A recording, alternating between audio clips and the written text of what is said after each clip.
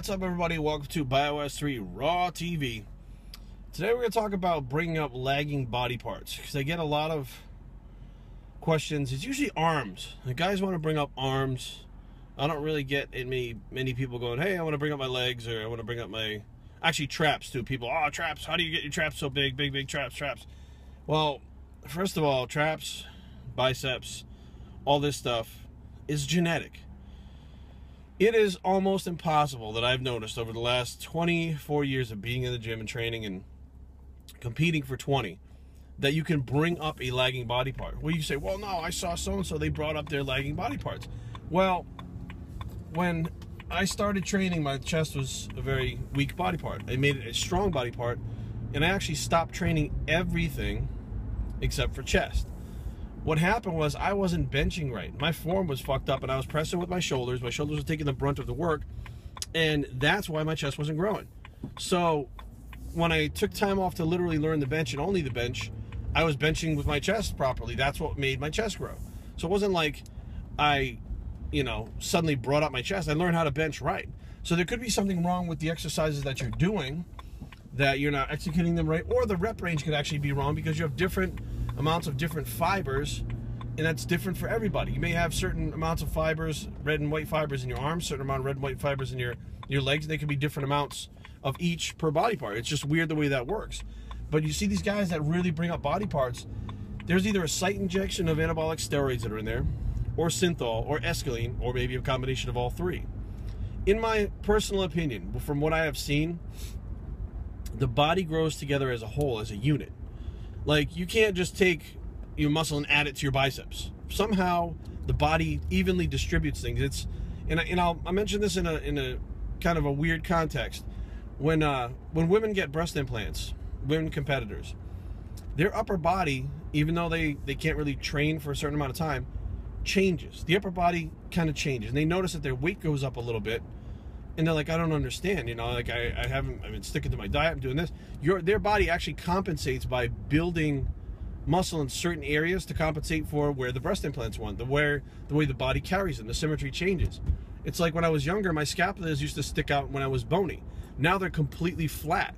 As you start to train and add muscle, the body adapts and the scapulas flatten out and widen out so you have a wider back. Like, the body grows as a unit. I could be training chest and other body parts, because you're training chest, like triceps and shoulders, abs, back, all that stuff will actually get stimulated at the same time. And that's why it's so easy to overtrain, because you're not just training a single body part when you train, you're training everything.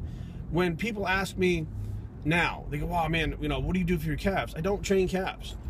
And I make a program for somebody and there's no calves on it. And they go, well, what about my calves? I'm like, well, are you squatting? Yeah. Are you doing leg presses? Yeah. Well, why do you need calf raises? Well, I need my calves to grow. So you're going to try to tell me that toe raises with, I don't know, 250 pounds or whatever it is going to actually be better for your calves than a 450-pound squat that your body has to push through by bracing with your ankles and your calves? No. They grow together as you squat. I mean, that's probably been my best calf exercise, is a squat and a leg press. Weird, right? So, I don't know. You're going to hear different things from people saying, well, so-and-so brought up this body part or that body part or whatever. And I'll tell you what, it's probably a genetic body part that they weren't training properly, that they really concentrate on trying to feel and figure out what rep ranges and what kind of, whether they're using lightweight, heavyweight, that made the change in that. But it's all genetic. Your symmetry when you're at your smallest is going to be your symmetry when you're at your biggest. Like, you're going to have the same look, you're just going to be bigger. When you see these pictures of these guys before and after, they look the same with just more muscle on them. All the body parts grew the same, their bone structure is the same, it's the same. When people ask how I train for symmetry, well, your symmetry is really good, shape's really good. I was born that way. I can remember the first time I stepped in a gym, looking at all these big guys going, man, I want to look like that. And lo and behold, as I started to get bigger and stuff, my symmetry looked the same. I didn't have the gigantic cannonball delts. I didn't have, I had big traps, I had big arms. Same thing now, big traps, big arms. My legs are not that big. They're hard to grow, but it never was able to make them overpower my physique. Like, if you could bring up a body part, you should be able to train the hell out of them and they'd overpower your physique. Squats, leg presses, deep, quarter squats. I've done up to 50 rep squats. Okay, I don't know if you've ever tried this before. I've done as low as 1 rep squats. Nothing made them blow up faster to get better than any other body part. So be aware that, you know, and a lot of people, they'll contact me and say, well, what do you think of this? And they show me what they're doing. They're like, my arms are a weak point, so now I'm going to train arms Monday, Wednesday, and Friday, so I can get 2 more sessions per week than the rest of the body parts. And I'm like, you're overtraining. If they're not growing already, and you're training hard, they're getting the stimulus, but they're not growing because they're overtrained. So what you do is train them 2 more times a week and overtrain them even more, and then they really don't grow. So what do?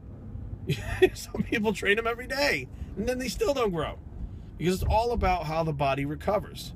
And, you know, as long as the body's recovering, you're going to build muscle, but that symmetry in your shape is what you're going to have when you're at your biggest, as you were when you were little. So my advice is to, you know, look in the mirror, be realistic.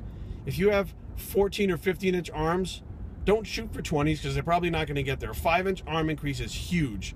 You know, I mean, if you don't get there, fine. I mean, there's a lot of guys with big arms that never hit 20-inch arms before. You know, or if your legs never get to be the size of Branch Warren's, I mean, let's face facts. Jay's got big legs. You know, Ronnie had big legs, but all of them look different. I bet you if you taped them, they were all different sizes.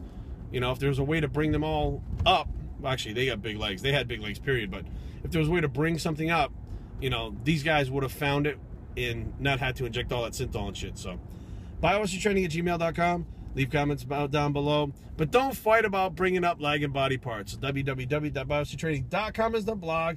And, oh, we're going to get hit by a bus. And we're out.